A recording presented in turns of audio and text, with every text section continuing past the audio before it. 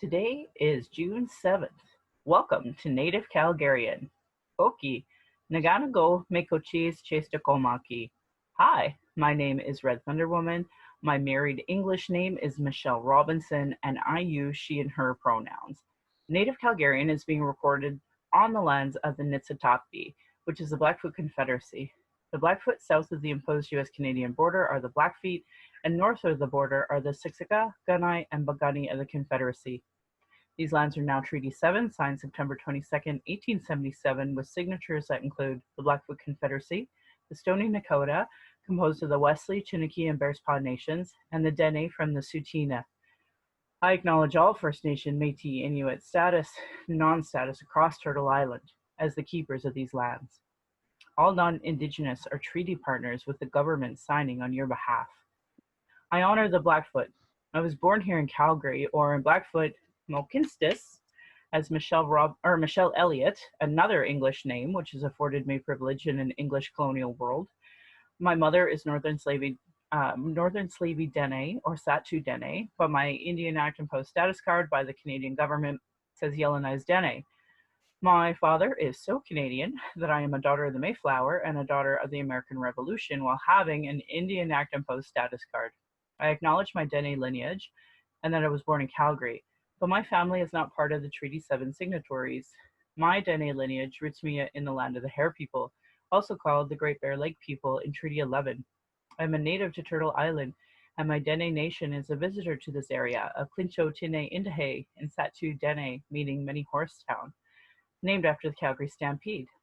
Land acknowledgements are critical for creating a safer space for Indigenous, as well as honoring the host as a guest and acknowledging your role as a treaty partner. My humblest apologies to the Blackfoot elders and language keepers as I try to learn proper pronunciation. Any mistakes or misinterpretations will be on me. I encourage questions so that misunderstandings can be cleared up as soon as possible. I do not speak on behalf of all Indigenous. I just share my journey as I walk down my red road. If you're experiencing emotional distress after hearing anything I talk about today and want to talk, call the First Nation and Inuit Hope for Wellness helpline at 1-855-242-3310. It's toll-free, open 24 hours a day, 7 days a week. And if you go to hopeforwellness.ca, there's also a texting feature. Non-Indigenous, you can go to distress centers in your area. My Patreon account is Native Calgarian, where you can pledge and support. Thank you to my previous donors for already showing your support to this show. If you value listening and can afford to give, thank you. To those who cannot afford to give but listen in, I'd love to hear from you at nativeyyc@gmail.com. Send in your comments or questions. I also now have a YouTube channel, and I'd love to have you subscribe. For podcasts, we're on Spotify, iTunes, Google Play, and Stitcher.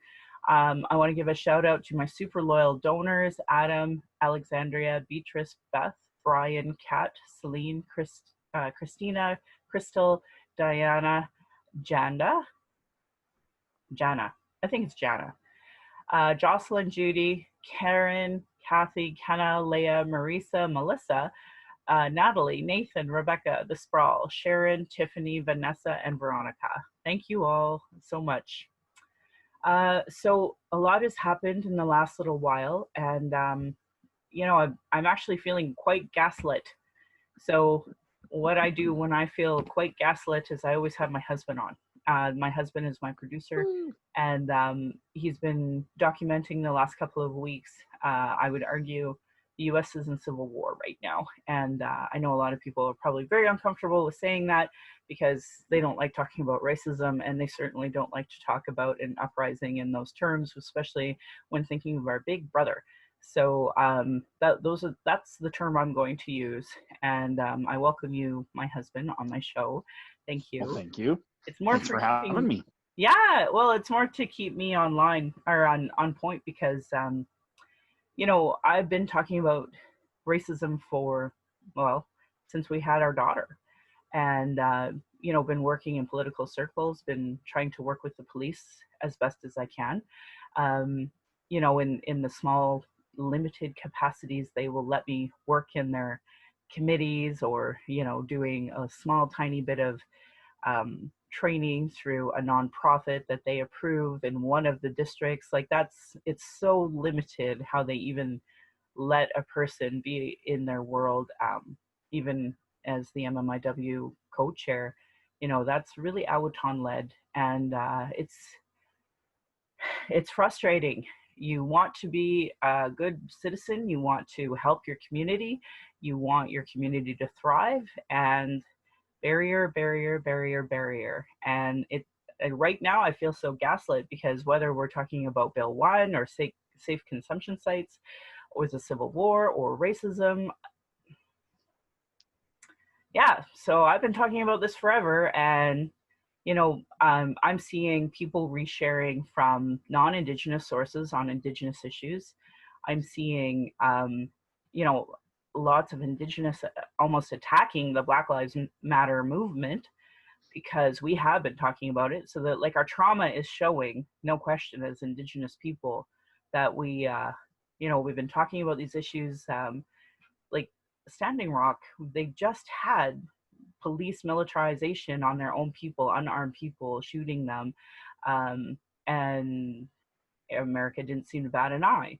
So I understand Indigenous frustration, and then when you start bringing it down locally to the microcosm of like right here in our community, right where Colton Crowshoe went missing. I seen his posters walking my dogs, contacted his family, now have known them for years since he went missing, and had the vigil where the police were like in choppers as well as surrounding our vigil, and the community association wouldn't let us in. I mean, I feel so gaslit. And now people are like, oh, we should be listening to, Native Calgarian, or we should be listening to Michelle Robinson, or you should follow her on Twitter. Why? None of you retweet me. I'm so angry. I'm so hurt that it took the US to have a civil war for Canada to acknowledge racism, despite all of these reports, despite all these books, despite how many, conversations I've had about this. And not just me. Oh my God, I'm nothing compared to, when I think of all of the work the lawyers for the Royal Commission on Aboriginal Peoples did, when I think of, Murray Sinclair at the federal level as a senator now, and, the TRC commissioner, I'm feeling gaslit. I can't imagine how they're feeling. And I'm seeing a lot of our Indigenous brothers and sisters feeling very gaslit, understandably so. But obviously, let's focus here. When I ran, both municipally and federally, I wasn't just talking about Indigenous racism. I was talking about all racism. I'm really sad that the work that I was doing prior to COVID-19 with the Chinese Community Association was basically, put on hiatus and such because of the COVID-19. I'm talking about racism with everyone all the time, everywhere. Black racism, I've talked about being at the Community Association in Dover, and the youth, South Sudanese youth, getting pulled over by the cops with them demanding they show 16-year-old young Black girls a receipt for a Slurpee they have in their hand. Like, this is the type of stuff that's I've been talking about for years, trying to work on systemic change for years. Like, you're seeing this, right, Darcy? Like, this is not just me, that everybody is like, oh, we have an issue with racism? Well, absolutely. And I mean, it goes, you look at just the carding alone that the Calgary Police Service or any police service does, just the nonviolent carding. And it's almost always person of color, people of color. It's almost always youth, or, suddenly it's suspicious for somebody to be walking home from their night shift job because they're a certain color, rather than, hey, that person's just probably walking home from work. Like, it's really easy for police and everybody to just be like, well, yeah, but it was this or it was that. And that's what I think happens in almost every case, is just everybody just makes up an excuse. And that because we don't want to admit that we have a problem in this country. I'm so frustrated. That's what I see. I'm so frustrated. I don't even know how to have this conversation anymore. And I'm grateful you wanted me to do podcasting as an outlet. But I can't explain my frustration with this system. I cannot even comprehend how to put it in words. And then, okay, so let's talk about Bill 1. So Bill 1 is Jason Kenney getting mad at all the Wet'suwet'en protesters and basically creating a bill saying that nobody can block critical infrastructure. But the way the bill is written, obviously it's ridiculously, long-winded and overreaching and unconstitutional. Like, I ran for the Calgary East provincial Liberals, and provincially, David Kahn's been very outspoken and active. I've been sharing all of that information about how unconstitutional Bill 1 is, and yet for some reason it's a big shock. I have almost I don't know, almost 5,000 followers or something on Twitter. Been talking about this I've been talking about Wet'suwet'en since it happened, since the first invasion, let alone the second invasion. And, Idle No More was created because of Harper's crappy policies towards Indigenous people. But because that was national, everyone was listening. But now it's provincial and nobody wants to listen. And what they do want to listen to, and this is the evil plot of Bill 1 is this. So many Indigenous people who have been, we're in imposed poverty. I don't care if people want to disagree with me. It's systemic. Indian Act created this imposed poverty. And as a result, people are like, anything for a job. They'll rape, murder, and kill. No problem. No problem. That's why we have missing and murdered Indigenous women. No problem. We'll just fucking eliminate all of the women. And then that way we can rape, steal, and take all of the fossil fuels. No problem. So who are the people that are in these protests for Wet'suwet'en? The actual women that are like, we're actually speaking for the land. We're speaking for our sovereignty. We're in support of Wet'suwet'en. And we are the ones being, persecuted even by our own people who are making, a dollar in the oil and gas industry as a result. So our own chiefs, they don't speak out against Wet'suwet'en because, technically it's not their territory. So that really absolves them from being able to speak about it.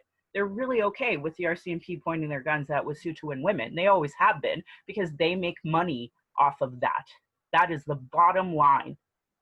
And if women like me are speaking out against it, no one gives a shit because I'm just a fucking Indigenous squaw according to the rest of the world. They don't listen to me. They never have. They never will. And that's the shitty part. I want to have protests with Wet'suwet'en, but I know they won't listen. My own people won't listen to me. They see me as too colonized. So I'm really angry and frustrated because, Bill 1 happened and we have I personally was at Calgary Pride when the NDP and Rachel Notley was build those pipes over Evan's yellow old woman speaking out about, sovereignty, land acknowledgements, the importance of it. So that's Bill 1. That's just one bill. And I feel like I have podcasts devoted to this conversation. And one, they're not listening. Two, they're not hearing it if they are listening.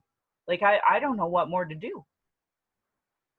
Well, and it's really hard when you hear people like Mark Miller be like, oh, I'm so upset that, police violence towards an Indigenous person happened. I'm so upset. But they're the people, like you said earlier this week, they're the people that make all those changes. They have the poverty or all the privilege to eliminate all this. Yeah. So rather than just you can be upset, but that does nothing. I know. You need to take action. You are the ministry in the Privy Council for the government of Canada. And you're going, I'm very upset about it. And we need answers. Right? You're the one that gets the answers. Why is Justin Trudeau taking a goddamn knee? Why?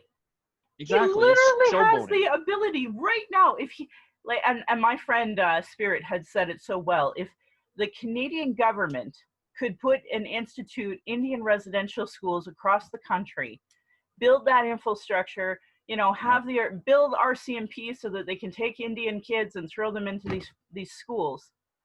right now there should be water in every reserve. Yep. I can't even, like, how are we having this conversation? You know, Well, so a big thing that happened just this, like, yesterday was Chief Adam Alan Adam from Fort Chip was in Fort McMurray, got the crap beat out of him by the RCMP again, and actually has like stuff to prove it. Now, this prior to him selling out and deciding, yeah, no, we're going to be pro fossil fuels for the money. Prior to that, he was so loud and outspoken on these things that he was like with prominent people like Jane Fonda. And mm-hmm. RCMP, they don't care. He's just another fucking Indian, according to them, right? Well, I mean, it doesn't matter how highly educated you are. It doesn't matter. You could be Prime Minister of Canada. If you're Indigenous, it doesn't matter, because if you're walking around on the street, you're just another Indigenous person that they can abuse.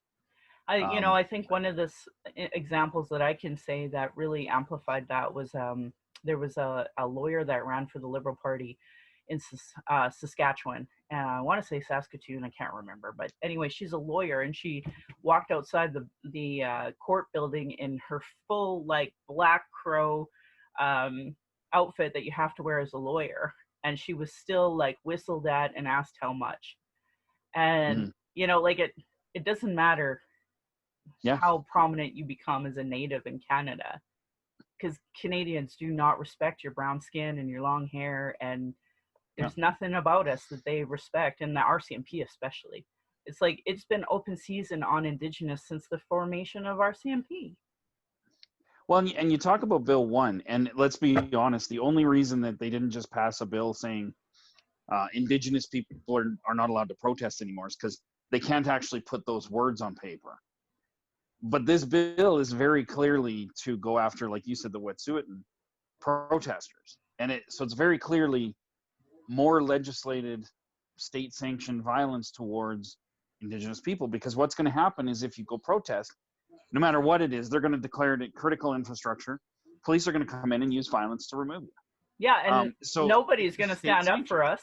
No one. No. Like, we're watching the Black Lives Matter movement. Like, for the first time, I'm seeing what an actual ally looks like, and it's a white person who lost their eye because they stood in front of a gun in front of a black person for the very first time. That's allyship, and we never see Canadians taking a bullet for Indigenous women. Never. Never. And dear Canada, if you're listening to this, prove me wrong. Start doing something. Like, I felt so gaslit by Justin Trudeau. I can't even articulate how angry I am at any politician who has the audacity to go on a knee when they have the time it took them to go out to that protest and take that knee, they could have been in an office creating a bill and a policy right now to stop cops from killing Indigenous people. Stop assaulting us. Like, I'm so angry. I can't even encapsulate how mad I am. Not just Justin Trudeau. I mean everybody.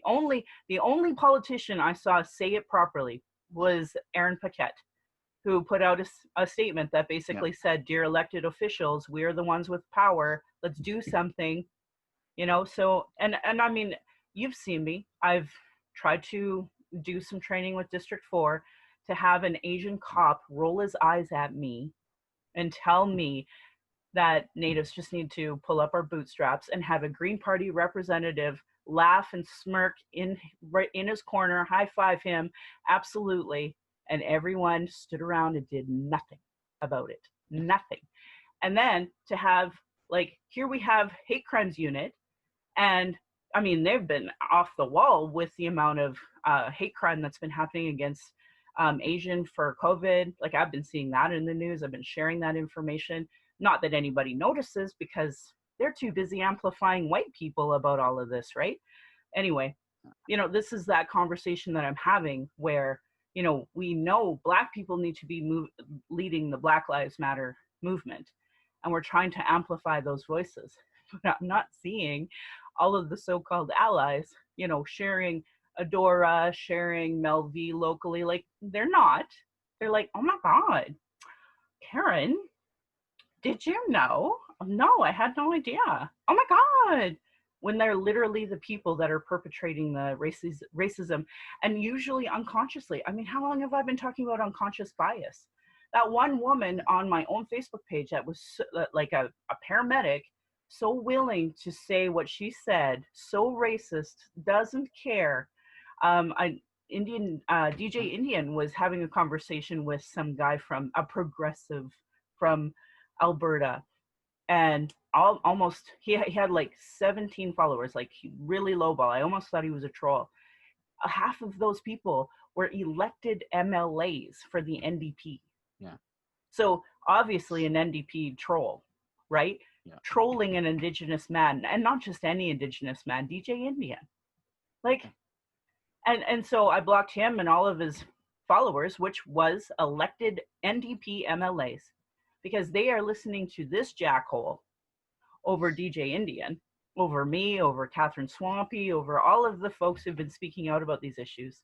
They're listening to them. So anytime anyone pretends the NDP in Alberta even slightly cares about Indigenous people, I pretty much want to punch them in the face. So that's where I'm at. Well, and I think I mean, I don't see how anybody could not be there. I mean, it's frustrating to see episode after episode after episode of state-sanctioned violence. And Canadians generally just tend to go, well, you know, it's like the whole, well, we don't know the whole story. The video doesn't show the whole story. Well, what did they do before? It's so quick to blame the victims. And yet, that guarantee, and I said this to you this morning, I said, Adam will be persecuted by the media, by everybody. They are going to find, if he punched a kid in the face when he was 7, they are going to find that story and they are going to drudge it up, because God forbid the RCMP be held accountable for beating the shit out of one of our chiefs. Absolutely. And I mean, you know, and again, when we talk about these politicians and we talk about changes that need to be made, we're not talking about cultural education implemented. We're talking about real changes that de-escalate police, de-arm the police, defund the police, end the drug war, do major things like this. There's police forces throughout the world that don't carry firearms. If we're going to take away and ban guns from legal gun owners, well, then why aren't we taking the guns out of the hands of the people who are actually killing people, the police? Yeah. And when changes like that start to happen, then we can start to talk about, oh, we actually see change. But until then, it's platitudes. It's band-aids that don't really do anything, and to the cops on the street, it won't matter even a little bit. You want to see one of my most least shared freaking posts? Defunding the Calgary police. I sent a letter. I don't know if anybody sent another letter, but I sent my letter, and I've been sharing that info over and over, and it is not being shared one tiny bit. Yeah. You know, they're not amplifying my voice on simple things, let alone actual structural change, like defunding the cops. And, you know, for a lot of folks out there who are like, oh my God, we still need the cops. Oh my God, who is going to persecute all the rapists? To you, they don't. They never have. They never will. In fact, they are rapists. And that has been proven in how many reports over and over again that you are all blind to. Like, it's like Birdcage. Like, y'all got that blindfold on and you just can never see racism, amazingly. And now, as a result, like Cindy Gladue, what happened to her? and no one cares. And that's what pisses me off the most, because you know what? That can now happen to me, my daughter, my mother. Nobody cares, because it's just Native people. They don't care. Absolutely. I'm so like angry. I can't even possibly explain how hurt and angry I am at society for not seeing this sooner.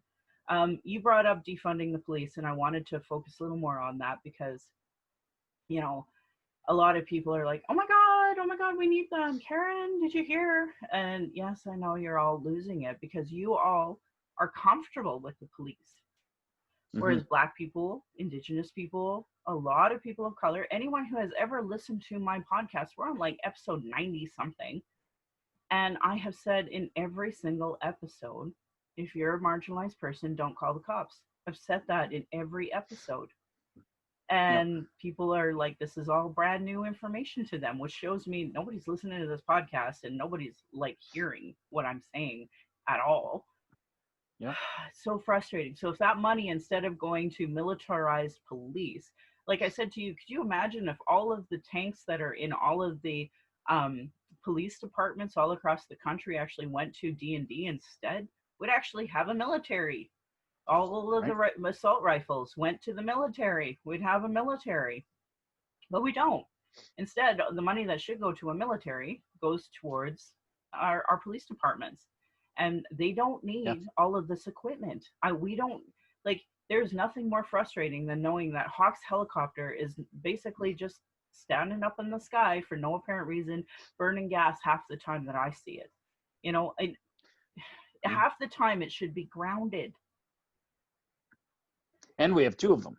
right? So, but that's the thing. Like, so we had a Black Lives Matter vigil the other days and yesterday, and the helicopter was over top for the whole time. Yeah. Why? Because Why is it? we have It's so marginalized people of scary. color, and we are scared of marginalized people so much that this white Yep. Calgary Police Service are like, oh my God, we could have riots. Yep. But I've gone to things where there's known white pride, white nationalist, white, neo-Nazi groups represented in front of City Hall. I've been to an event where they were there, and the police. There was no Hawks helicopter. No. And when these people were screaming at other people, the police didn't do anything. They just stood around and did nothing. Yeah. But yet, whenever there's a vigil, whenever there's people of color gathering in groups of more than 6, suddenly there's a massive police presence. And I mean, you guys did a drumming thing, and if police hadn't been with you when you did it, even though you guys were spaced out, even though it was a vigil basically, and there wasn't even, I don't even think there was more than 20 of you maybe, but the police showed up, and they showed up angry.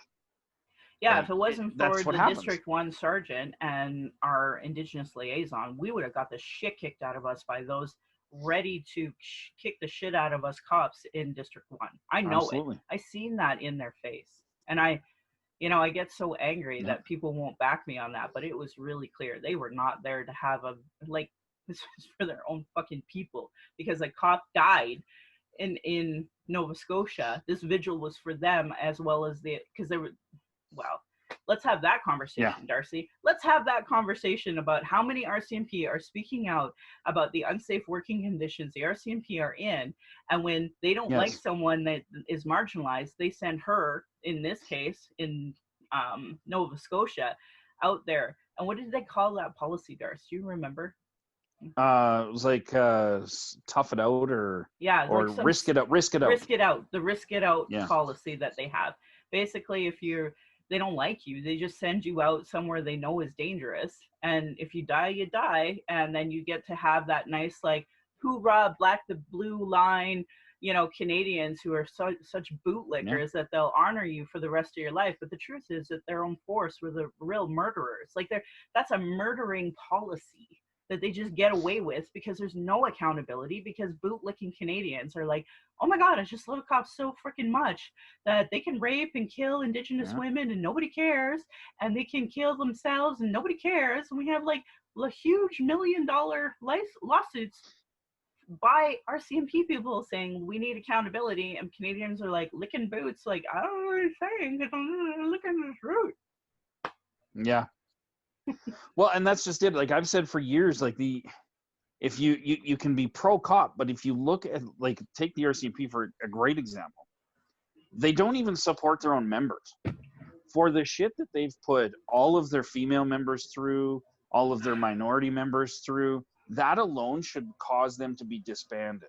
We disbanded a long-standing military group back in Chrétien's days because a video came out of them hazing their own people.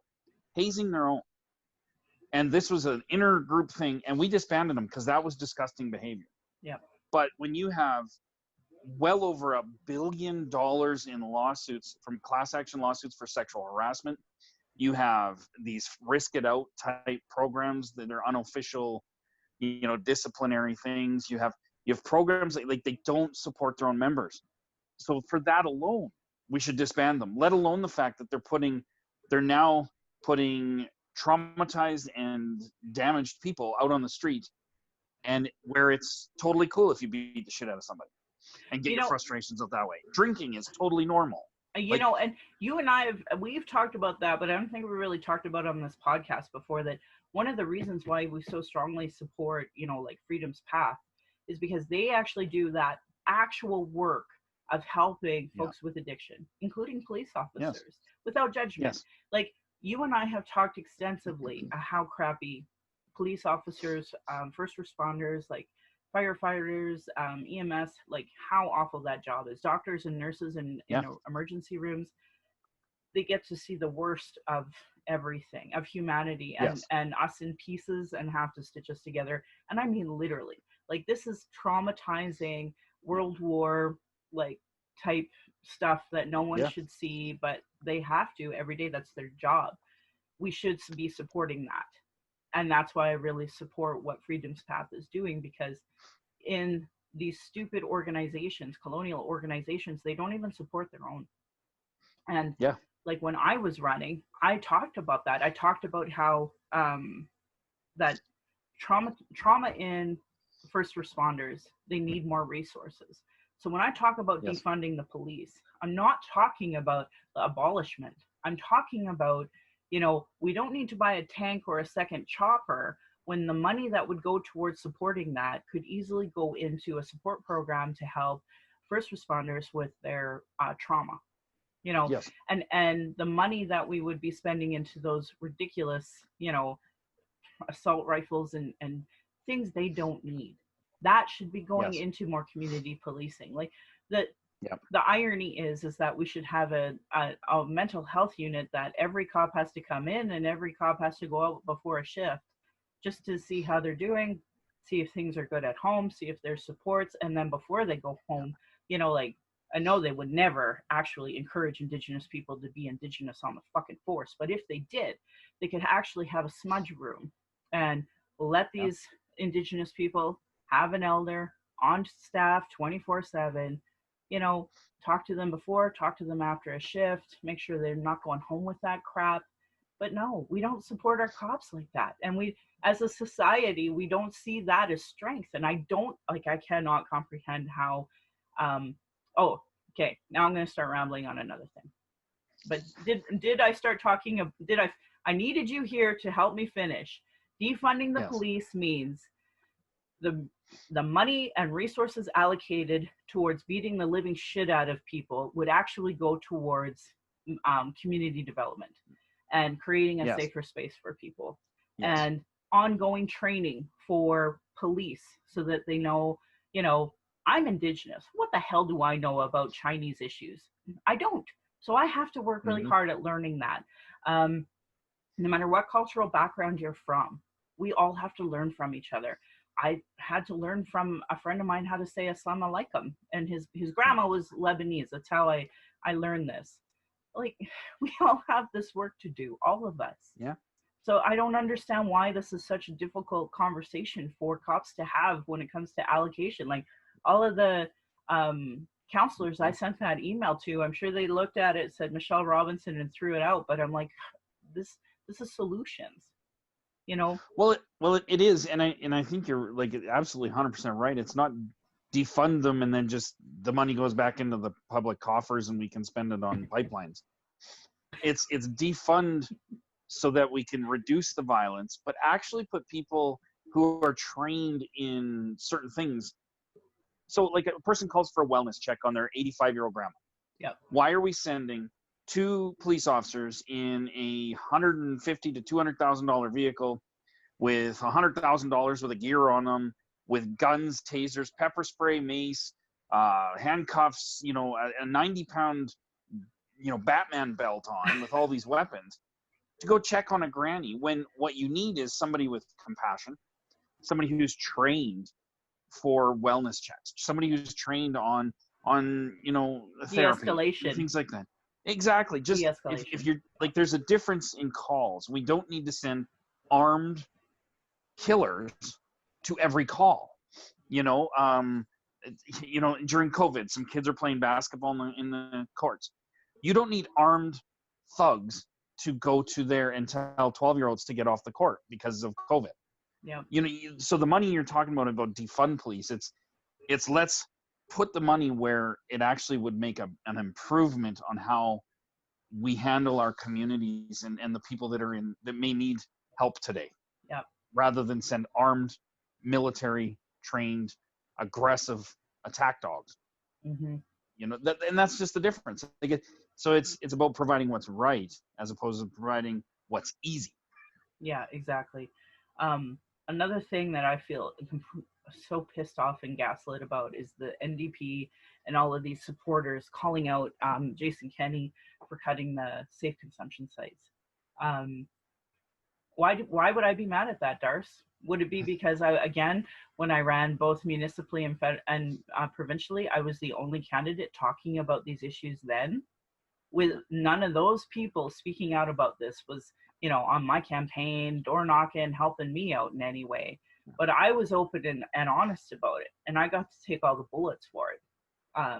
But they didn't, and now they're speaking out, and it's almost like because the UCP is against it and have put the policies out, now they're against it. But when nobody was doing anything about it, and I was talking about this as a solution, nobody was, amplifying my voice. So angry about that because the NDP are using it as talking points right now when it was literally a part of our platform, part of our talking about it all the time, and everybody was guffawing about it. And now they have the audacity to be like, oh, well, Jason Kenney's anti-science. I'm like, you morons. He was anti-science federally. How is this a shock to you? He was anti-Indigenous federally? How is this a shock to you? So I'm so pissed off at the world right now. I don't know. I don't even know how to talk about it with people. Well, I think it's really hard too because we saw the NDP had 4 years of time, and let's just sticking with police violence towards people, Indigenous people, people of color. These issues were happening long before the NDP. They were happening during the NDP reign in Alberta, and they're still happening. Yep. So the NDP had 4 years to go, there is a problem. We recognize it, even though there isn't some sensationalistic video of a man's death that we can use as a catalyst to make change. The problem is still there. It's prevalent, and the people that it affects know it, like it yourself, documented. like other people that come. Yeah. So they had 4 years and they did nothing. Well, and that's the whole thing that pisses me off. We had to have an inquiry here in Alberta over the policing that was happening against the Blood Reserve. Like that's what the catalyst to the Blood Reserve having their police, like that inquiry. Royal Commission on Aboriginal Peoples, they had all this information. TRC has its own section on justice. Now we have 231 calls to justice. And when the inquiry was happening, they gave out like a report saying, okay, here are some major things you need to start working on before the end of this inquiry. Oh my God, we just are so supportive of Indigenous people, and we are committed to reconciliation, and our talking points are really we love Indigenous people. But did you see any policy change? Not at all. Not at all. I mean, look at the Amber Takero case. I mean, she was the RCMP were ill-trained to handle that case, wandered into her hotel room, destroyed a bunch of evidence, and then even admitted that they did and that they were improperly trained from the beginning. They spent 6 months. How do you not train this? But on top of that, what did our government do? Nothing. There was no change in policy. There was nothing. The RCMP didn't give us a rebate even for the amount of money that officer cost for a year in the provincial coffers. Just literally nothing. So when you become a police officer and you put on that tin badge, it's like a license to do whatever you want. And I've heard a lot of people in the States, there's this whole sovereign citizen movement. But the truth is police are sovereign citizens. They don't have to abide by traffic laws. They don't have to abide by gun laws. They don't have to abide by any laws. And if they murder somebody, they go, well, I was afraid for my life, and everybody goes, oh, totally justified then. It's fine. Hey, babe. As long as you were afraid by that handcuffed guy on his face, on the ground, in the grass, as long as you were afraid, well, that's totally fine to kill him. They actually have the sovereign free man on the land movement labeled as a terrorist organization because they're white people who are empowered with their rights. And, God forbid Indigenous people were empowered with their rights. You know, I'm so pissed off. And can we just take one moment, just one little moment to make fun of Americans? Just Anytime, that's a good time. I didn't get a chance to talk to you, but I seen the stupid video of these white guys with guns and Karens, their wives, with them protecting a playground. And the Black Lives Matter people were marching by and taking videos. And the white media blurred out all the white people's faces. So they actually on Twitter had to repost it with the original post that actually shows their face. But that's not even what I'm making fun of, because I think, as ridiculous as that is, and while it's its own comedic relief, what really was funny is that, because I'm stupidly insane about safety, right? Like, annoyingly safe, right? So if you look at the way Americans hold their guns, they are the most unsafe way to hold them. Have you ever noticed that? So this whole lineup of guys across this white fence, they all have their guns like in their arms, like they're holding a baby, pointing at each other. Yes. Yeah. Yeah. I've watched videos where the police go and, they apprehend some guy who's exercising his rights to carry a gun openly. They'll still go and they'll take his gun. But when they take his gun to safety the gun, they're like pointing it at him as they're like sliding the bullets out, or they're pointing it at their partner. But their fear for their life is that the guy that had it in his holster, where everybody could see it and he has his hands up, he's the one to be afraid of. Meanwhile, they're just waving the guns around, and like, it's absolutely insane. What they think is gun safety is amazing to me. Honestly, I think we could probably use their examples as what not to do for hours and hours. Like, I can't. It's embarrassing. It's embarrassing for me to see descendants of, any type of war, anything. Like, when I think what their people were supposed to fight for, and they have Nazi signs and stuff now. Like, I mean, not that Canada's any different. Like, you and I grew up in Sylvan Lake, where Caroline was having Nazi rallies all the time, and Keekstra was teaching kids how to be little Nazis. So, the Holocaust didn't happen. That was being taught in Red Deer, Alberta at one point. We grew up with this. It's insane to me. And these are the people we're supposed to take, I don't know, go to their institutions and learn from them when they're doing stupid stuff. Like, you can't even hold a gun right.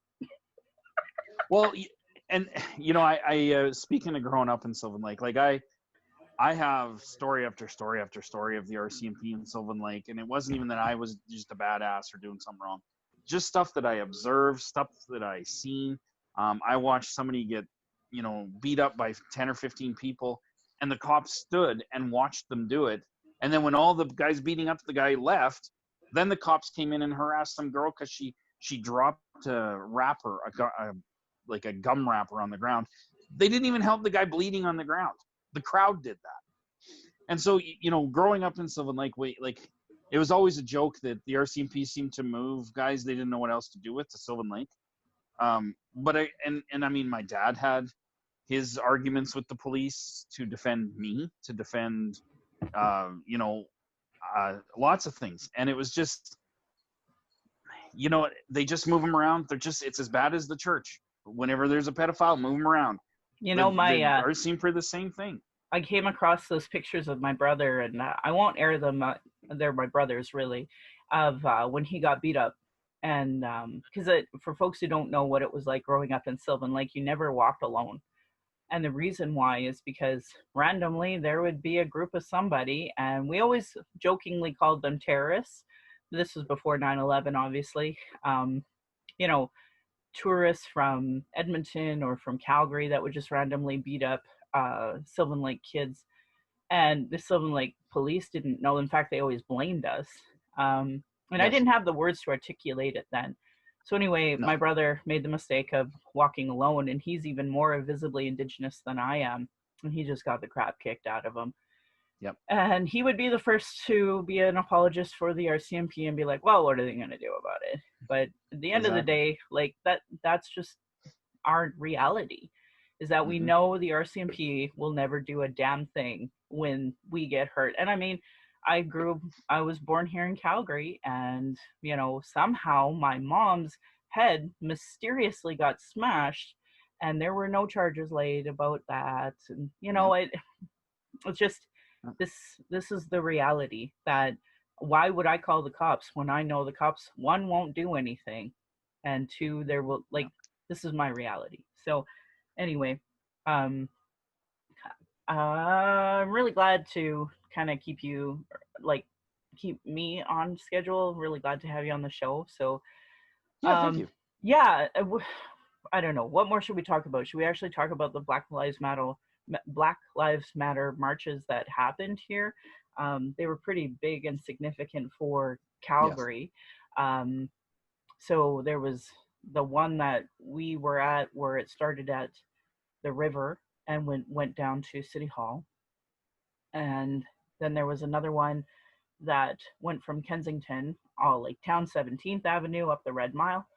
And we didn't make that one. No. And then yesterday's event, where they had it was a vigil right in front of City Yeah. Hall, and that was, Yeah. and I read 4,000 people showed up to that. It was really hard That's for what I us because read we too. were in Yeah. the middle of it, and I didn't like. It's Yeah. hard to see 4,000 people there, um, but apparently 4,000 people showed up, so that was good. Yeah. And it's good to see so many people finally realizing to speak out to racism. Um, my hope is 4,000 people will show up to our regularly scheduled vigils for missing and murdered Indigenous women October 4th, Yeah. um, Valentine's Day that we always have. Obviously with Chief Adam getting the crap kicked out of him, that's probably going to be the next thing to really hit our airwaves. Buckbreaker on Twitter was talking about uh, Butch Wolfleg maybe having a rally out at Siksika in front of Gleason.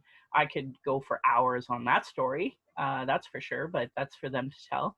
So yeah, we'll see what happens here in the future, but it'll Mm-hmm. be interesting to see if we're going to have more Black Lives Matter movements, and then if we'll start talking a little more about some Indigenous issues. And I feel really uncomfortable saying this, but there was a woman, her name is Chantal Moore.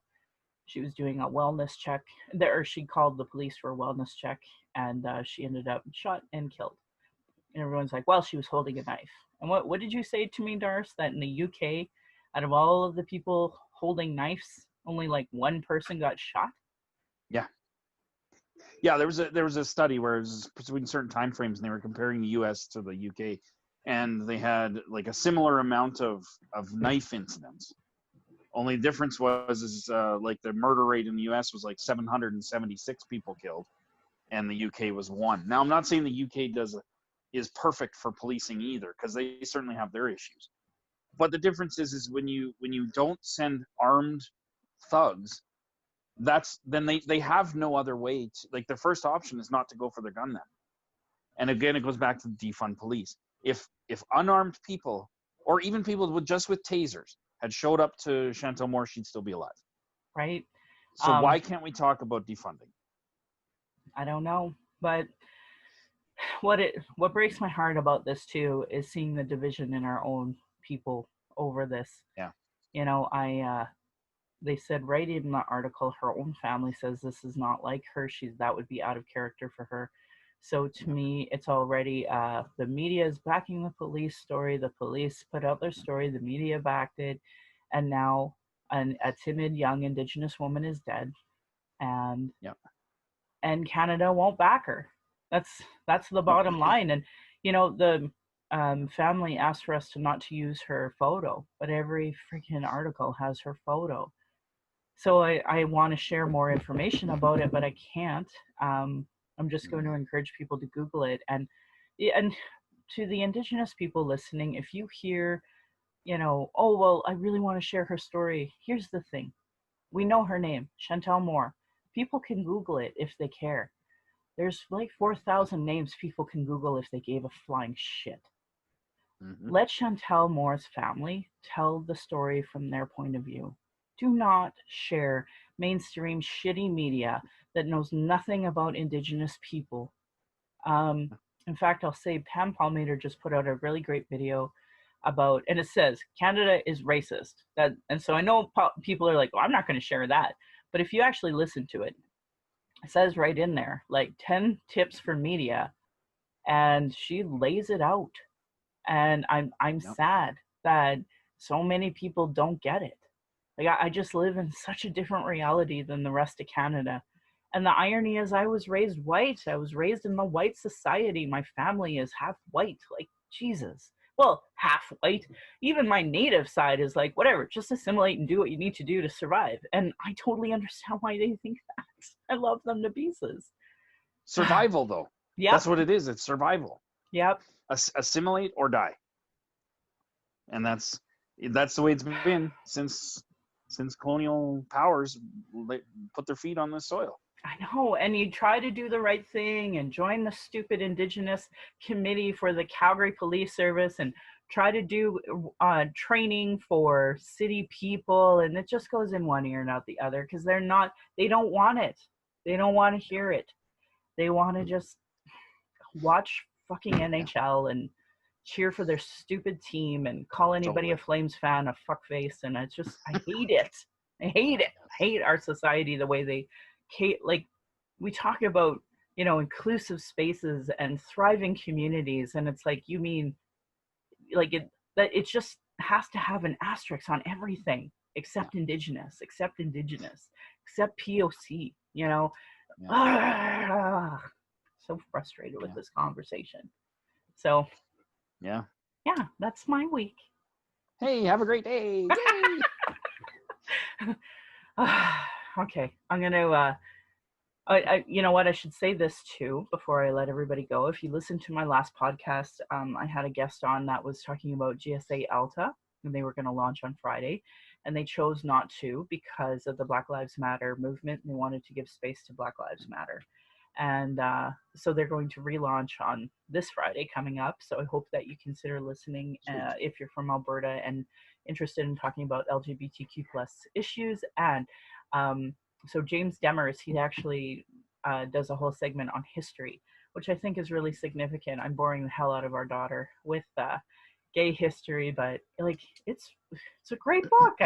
I think everyone should know their gay history, even if they don't subscribe to that. And I know it's a joke in our family, but I always say that I didn't even know what a lesbian was until Katie Lang came out as a vegetarian. So growing up Alberta. Right. All right. Thanks, honey, for being on my show. I'm going to close us out here. So sounds good. My phone's going to die, so I'm going to let you go. Okay. Love you, babe. Love you too. So everybody, thank you so much for staying on my show with me. I'm sure for many of you, this is your first time listening, and I appreciate you if you are listening for the first time, coming and hearing me rant. Most of the times I feel like my podcast is more like a Dear Diary, but at the same time, I believe that it matters to hear Indigenous voices on issues here in Canada, because the mainstream media, they will never give us the proper space to have real conversations, real meaningful change in Canada. And love my politicians to death, try to amplify their voice when they are being progressive, but I'm kind of done at this point with bullshit at the end of the day. My podcast became a plus 18 show because they think that talking about racism and Indigenous issues is a plus 18 show. So at first I tried not to swear too much, but at a certain point I kind of gave up on it. So I hope you don't mind. Indigenous have been talking about our issues, sharing our traumas in reports, commissions, public hearings, just so it can be regularly disregarded. No more. Honor our words. Honor the treaties. Listen to politicians and their platforms and policies. If they do not recognize marginalized in their budget with Gender Equity Plus, if they are cutting violence prevention programs and services, if they're cutting Indigenous education, uterus health choices, gay straight alliances, know that your vote to that party directly negatively impacts marginalized people. Demand that they implement the Truth and Reconciliation Commission calls to action, the recommendations of the Royal Commission on Aboriginal Peoples, the multiple reports about child welfare reform, the violence prevention. Now there's 231 calls to justice on the National Inquiry on Missing and Murdered Indigenous Women, Girls, and Two-Spirit. Denying those reports is a form of abuse called gaslighting, which I just spent a whole hour talking about. Our people are experiencing extreme racism in the educational, justice, and health institutions, with multiple reports that say the same things. Demand change from election platforms and politicians. If they don't understand colonialism, racism, privilege, sexism, they literally have zero business running. This should be understood by all parties, all local politicians, community organizations, sports organizations.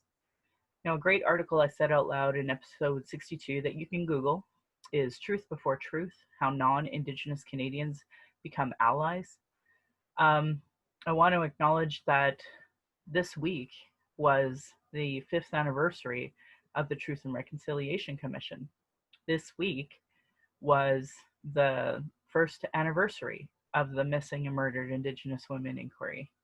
How many of you even know what I'm talking about?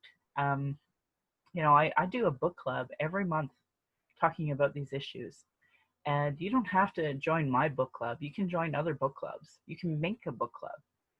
Start talking about these issues. If you truly give a shit about racism in Canada, do something. You're so willing. 4,000 of you are willing to show up for a rally for Black Lives Matter when we're, rightfully so. George Floyd deserves this recognition. I just don't understand.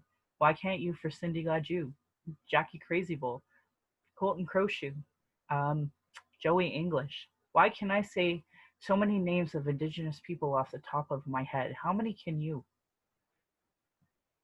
I want to continue by putting cultural safety into action. You can create a safer space for Indigenous people, people of color, those with disabilities, LGBTQ2+ to speak. Look at it as first aid for marginalization. First, you have to do something. Having good intentions is not enough.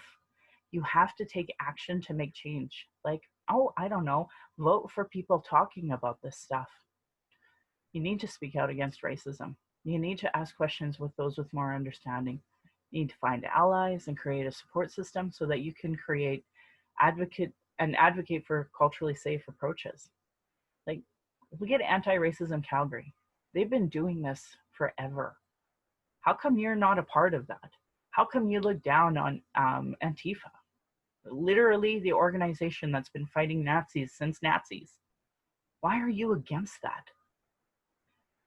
Take responsibility for your own learning. Read, reflect, ask questions. Do not expect this learning to come from marginalized people. Take time for self-reflection. Be aware of your own assumptions and biases. Conscious and unconscious bias. If these words are new to you, Google them. Question everything you've ever learned about Indigenous people, and take steps to actively disrupt those stereotypes. Commit to lifelong learning. Be prepared to be uncomfortable. Understanding colonialism and the legacy of racism is an ongoing and difficult task. If you go to heretohelp.bc.ca, they have a whole section on what is cultural safety and why I should care about it. I hope that you click on it. I hope you print it off. I hope you read it often. Well, if you're listening to my podcast, you heard it over 90 times. Internalized racism or lateral violence is another form of violence Indigenous or marginalized people experience by the structure of racism. So the Indian Act, Indian Residential School, land clearing policies, they've created divisions. And I talked about it very clearly when I talked about the pro-fossil fuel Indian and the sovereignty Indian. That's lateral violence and internalized racism that were literally caused by these stupid policies. So when you see two Indians fighting, what is it really about? It's really about the stupid policies that Canada imposed on them. Can't believe I have to spell this out because people are too lazy to actually Google internalized racism and lateral violence. RacialEquityTools.org by Donna Bevins has a ton of resources. about what is internalized racism and more. Do's and don'ts for bystander intervention by the American Friends Service Committee. They have, what to do if you witness public instances of racism, anti-Black, anti-Muslim, anti-trans, anti-Indigenous, or other forms of oppressive interpersonal violence and harassment, and tips on how to keep everybody safe. So 1, do keep your presence as a witness known. So most people will de-escalate. I don't know how many times I have shoved a recorder in the face of a cop and a protester, and both of them defuse.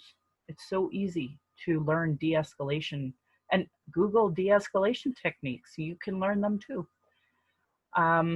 Take cues from the person being harassed. Do what you have to do to keep to be safe. Don't call the police. As I've said in over 90 episodes, for many communities experiencing harassment, whether it's Arab, Muslim, Black, queer, Indigenous, trans, immigrants, the police can actually cause a greater danger for those being harassed. Don't escalate the situation. Like, I love my husband to pieces, and sometimes he is even guilty of doing that. So trying to get people to understand the gravity of, if you're, thinking you're going to be a strong ally for somebody and you're making things worse, you're not helping. And you're just a second cop. So that's why we talk about don't tone police. Silence is dangerous. It communicates approval and leaves the victim high and dry. If you find yourself too nervous or afraid to speak out, move closer to the person being harassed and communicate your support with your body. So for folks that are listening, I'm going to assume you're here with well-intentioned goodness. Give your goddamn card to somebody being harassed to validate what their experience is. And then that way, because I can guarantee you, because I've been through it a million times, at first it's embarrassing and almost shameful. And when you kind of, you go through that fight, flight, or response where you're, or freeze, where your body doesn't know what to do, and it goes through this huge adrenaline rush. And when you calm down from that, which can take a few days, you might need validation. So if you're some white person with privilege and you're witnessing this ridiculousness and you're too afraid to do anything and you don't want to call the cops, just give them your card so that when the person being harassed can talk about it, they know they have somebody validating them. And for you, if you start documenting, the person who is harassing, what they looked like, what they were saying, did they wear a Trump 2020 hat? Maybe, like, I've seen some guy who was actually a Broncos fan who accused everyone on the Northeast train of being terrorists. And it really stuck with me that he was some Broncos fan. Take time to document that and write it out for yourself, because even you witnessing it are still going through that fight, flight, or fight, freeze response as well. Take responsibility about teaching your kids in a positive way, because these people are learning it from somewhere. Most likely they learned it when they were children. And I'm no different. I've had to do years of decolonizing and unlearning in order to be at this point where I'm trying to tell other people how to be a better person, basically. Because this idea that, love thy neighbor is clearly not a reality for the majority. I wish it was. So if you're experiencing emotional distress and want to talk, if you're Indigenous, you can call the First Nation and Inuit Hope for Wellness helpline at 1-855-242-3310. If you go to hopeforwellness.ca, you can text. It's open 24 hours a day, 7 days a week. If you're in Calgary, I strongly recommend Out on Healing Lodge. AHS, you've seen firsthand on my Facebook page how AHS does or does not deal with situations. Anybody who was watching the big white wall conversation would know what I'm talking about. But if you don't know what I'm talking about, maybe take some time. Figure it out. Violence is my everyday reality. Every Indigenous generation has faced it. That's why I started this podcast, to speak freely, without interruption, without tone police, without leadership shaming, without gaslighting questions. Lots of people don't want to hear Indigenous opinions, but sure as hell want to put out their bullshittery. And usually by people who know nothing about Indigenous, know nothing about colonialism, know nothing about the constant surveillance of Indigenous people, our protests, our vigils, and our rights. And you're seeing it firsthand, I think for the first time, when it comes to Black people. And Indigenous people have been facing the same fucking thing. Microaggressions, people dealing with internalized racism, people who are gatekeepers, who survive off the status quo, people who are so in their trauma that they stop people from doing the work and deplete personal resources. Internal and external racism is an everyday reality for Indigenous people. This is why I need a podcast to be heard. So I want to say thank you to my ancestors. I want to say thank you to my granny and my mom for what strength looks like through your example. I want to say thank you to my dad for teaching me to be strong and blunt. He gives me my confidence to be who I am. My stepmom taught me what a proud culture is through her Austrian family and roots, and she taught me to be a proud Calgarian. It is through her I am a second-generation proud Calgarian. Thank you to my husband Darcy for being my guest today, for producing and editing this show. On top of being my husband, my childhood friend, father of our child, and support down my journey of the Red Road, he has witnessed decades of racism and sexism and police violence. To our child, who we are blessed to learn from daily, we are honored you chose us. You give me daily accountability to be a better and stronger person. I hope my daughter and my family will be proud in the future of me trying to discuss these present day's issues. Here I am talking about harm reduction and talking about defunding the police so that it can be properly allocated. I hope one day people will understand why I've been talking about this for 90 plus episodes. Again, to my Patreon account is Native Calgarian. You can pledge support. If you can subscribe to my YouTube channel, that would be appreciated. Thank you to Adam, Alexandria, Beatrice, Beth, Brian, Kat, Celine, Christina, Crystal, Diana, Jana, I'll say Jana, Jocelyn, Judy, Karen, Kathy, Kenna, Leah, Marisa, Melissa, Natalie, Nathan, Rebecca, The Sprawl, Sharon, Tiffany, Vanessa, and Veronica. Thank you all for signing up. If you did one donation or had to quit for financial reasons, please know I appreciate your support. If you value listening and can afford to give, thank you. But if you can't afford to give and listen in, I'd love to hear back from you at nativeyyc@gmail.com, where you can send in your comments and questions. We also are on Spotify, iTunes, Google Play, and Stitcher. And I want to end with a side eye to Calgary Rabbits. You're lucky I'm not your dish. And my beautiful cousin would respond, or you'd be in my dish. Thank you for listening.